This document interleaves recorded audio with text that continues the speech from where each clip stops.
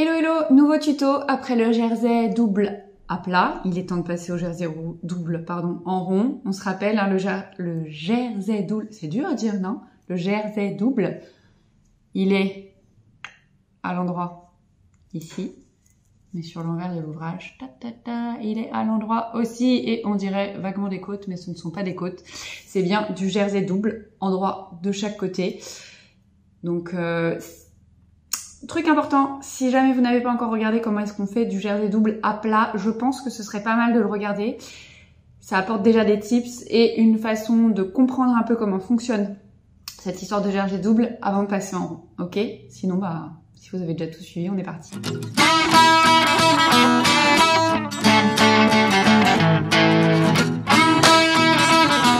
Ok, notre jersey double en rond, donc...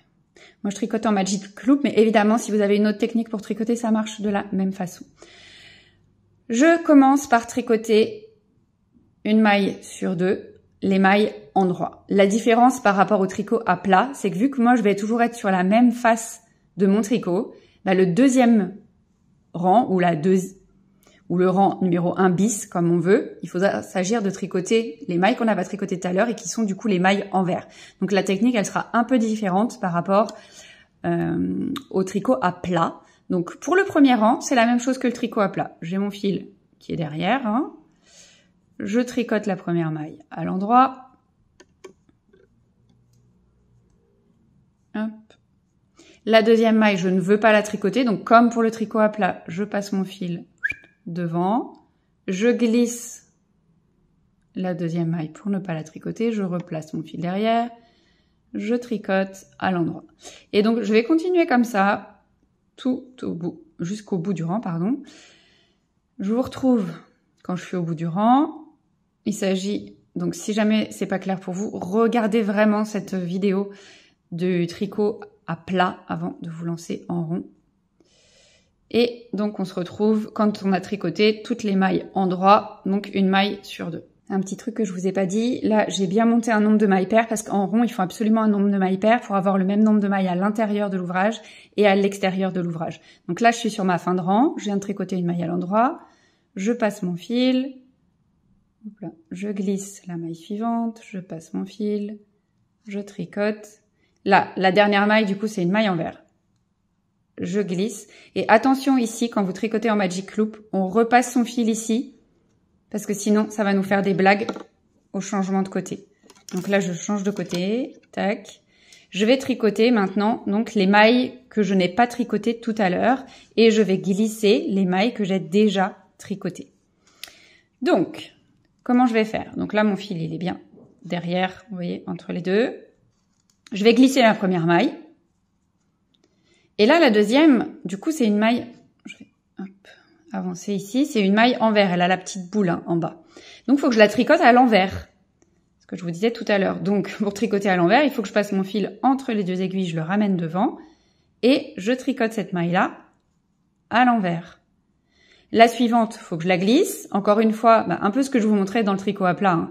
Si je la glisse et que je laisse ici et que je passe mon fil devant après pour aller tricoter la maille suivante à l'envers, je vais casser le motif. Hein. Donc, je passe d'abord mon fil derrière.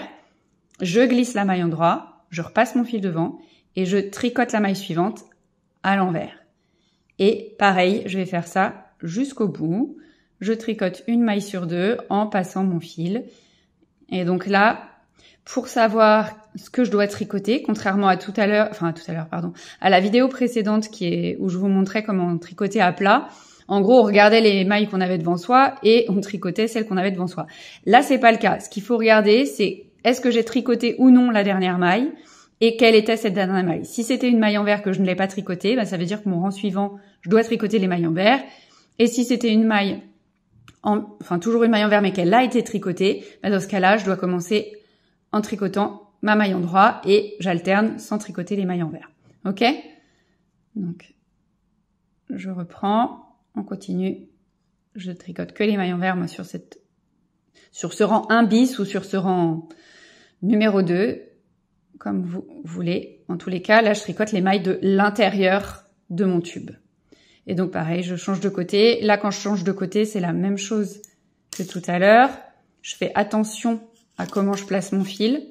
C'est-à-dire que là, il doit passer par-dessus cette maille-là pour pas me gêner et pas créer une maille supplémentaire, une sorte de jeté que je ne voudrais pas. Là, la première maille, elle est en droit. Je ne veux pas la tricoter puisque je suis sur le rang qui tricote les mailles envers. Donc, je la glisse. Je récupère mon fil, je le passe entre les deux mailles et je tricote ma maille envers. Et donc, je vais terminer mon rang comme ceci, tout simplement en glissant et tricotant et en n'oubliant pas de passer mon fil à chaque fois. De toute façon, ça va se voir assez vite si vous avez laissé le fil au mauvais endroit. Quand vous allez tomber dessus, il va être devant. Bah, si jamais ça vous arrivait, regardez par exemple, j'ai fait ça, tac, et j'ai tricoté ma maille envers. Et au rang suivant, on va imaginer que le rang suivant, hop, je suis ici, j'arrive sur cette maille-là et je vois que j'ai mon fil. Pas de panique. Qu'est-ce qu'on fait? Le fil, on le passe par-dessus. Hop là. On ressort sa maille par en dessous. Tac, tac. Et mon fil, il est à nouveau derrière. Et c'est bon, j'ai corrigé ma bêtise. Ok, il n'y a pas besoin de défaire tout le rang pour corriger ça.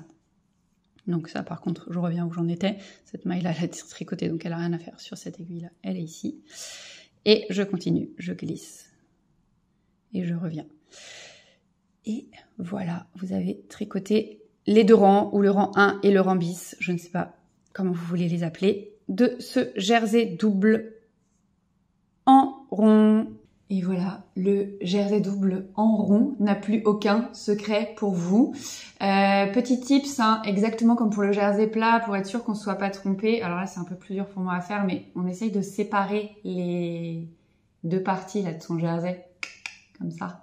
Et si jamais ça attache au milieu, c'est qu'il y a eu un souci. Donc, même